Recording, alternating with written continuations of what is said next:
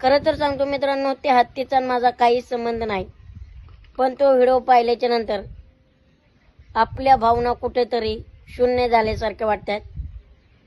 काय प्रेम आहे, एखाद्या माणसावर जितकं आपण प्रेम करत नाही तितकं त्या हत्तीवर त्या नान्हेगावच्या लोकांनी प्रेम केलं. कोल्हापुरातील नान्हेगाव आणि माधुरी हत्ती उर्फ तिला महादेवी म्हणतात. आणि काल खऱ्या अर्थाने एकच सांगन,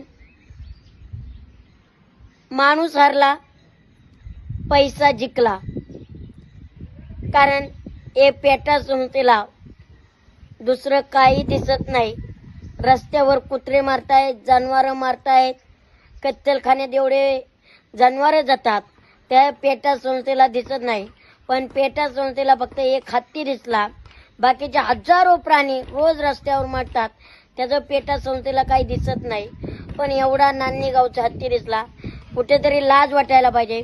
आज खऱ्या अर्थाने या लोकांनी सिद्ध सुद्धा केलं की आम्ही कायदा सुद्धा चिकात घेऊ शकतो. एका लहान मुलाच्या हातच्या पायी आज त्या हत्तीला तिथून नेण्यात आलं. अक्षरशः दयामाया ती लोक रडत होती. थोड्याफार लाजा वाटल्या पाहिजे. गुजरातला तर अख्खं चालवलंय तुम्ही, पण तो हत्ती, बरं महाराष्ट्रात एकच हत्ती राहिलाय का?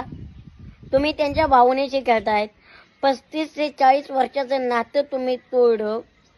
दुसरी गोष्ट म्हणजे महाराष्ट्रात कुठे जंगल नव्हते का? ते वन ताराच तुम्हाला दिसलं का? अंबानींनी हे केलं, फार चुकीचं केलं बरं का, फार चुकीचं. कायद्याला मानलं पाहिजे, पण कायद्याने एवढी हुजूमगिरी नाही केली पाहिजे. काय वाटतं तुम्हाला?